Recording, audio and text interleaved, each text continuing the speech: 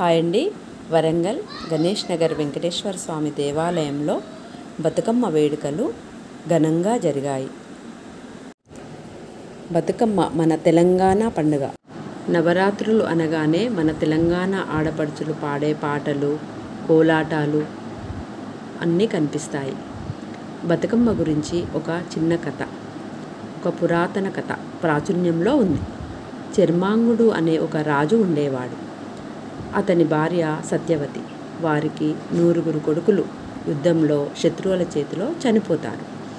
దీంతో ఆ రాజు రాణి దుఃఖంలో ఉండిపోతారు. అడవులకు వెళ్ళి తపస్సు చేస్తూ ఉంటారు. ఆ సమయంలో శ్రీ మహాలక్ష్మి అమ్మవారు వారికి ప్రత్యక్షమై వారిని వరం కోరుకోమంటుంది. సంతానం పోగొట్టుకున్న మాకు నువ్వే సంతానంగా పుట్టు తల్లి అని దీనంగా వారు అమ్మవారిని కోరుకుంటారు. సరే అని అమ్మవారు వరమిస్తుంది. ఏడాది తిరిగేసరికి వారికి అమ్మవారు బిడ్డగా పుడుతుంది. ఆ అడవుల్లో ఉండే ఋషులు మునులు వచ్చి ఆ బిడ్డని ఊయల్లో వేసి బతుకమ్మ అని పేరు పెడతారు. పేరు పెట్టి ఆయుష్మాన్ భవ అని ఆశీర్వదిస్తారు.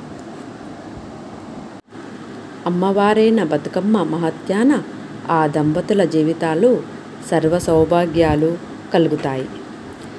చిత్రాంగుడు అనే రాజు రూపంలో శ్రీ మహావిష్ణువు వచ్చి బతుకమ్మను ఆమెను వివాహమాడతాడు. ఆ రాజ్యంలో సుఖ సంతోషాలతో సౌభాగ్యాలు వెల్లివిరుస్తాయి. అడవిలో బతుకమ్మ పుట్టడం వల్ల వనమంతా పుష్పాలతో వికసించింది. ఋషి పత్నులు వచ్చి ఆ పుష్పాలన్నింటినీ సేకరించి గోపురంలా పేర్చి అమ్మవారి పుట్టుక చిహ్నంగా భావించి నవరాత్రులు పూజించి పండగ చేసుకుంటారు. బతుకమ్మ పూల పండుగ ఆడపడుచులకి ఆయుష్ ఆరోగ్యాన్ని ప్రసాదించే పండగ.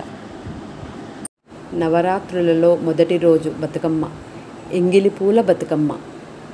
నైవేద్యం నువ్వులు, బెల్లం. రెండవ రోజు అటుకుల బతుకమ్మ. నైవేద్యం అటుకులు, బెల్లం. మూడవ రోజు ముద్దపప్పు బతుకమ్మ. ముద్దపప్పు, పాలు, బెల్లం నైవేద్యం. నాలుగవ రోజు నానబియ్యం బతుకమ్మ. నైవేద్యం నానబియ్యం, పాలు, బెల్లం. ఐదవ రోజు అట్ల బతుకమ్మ.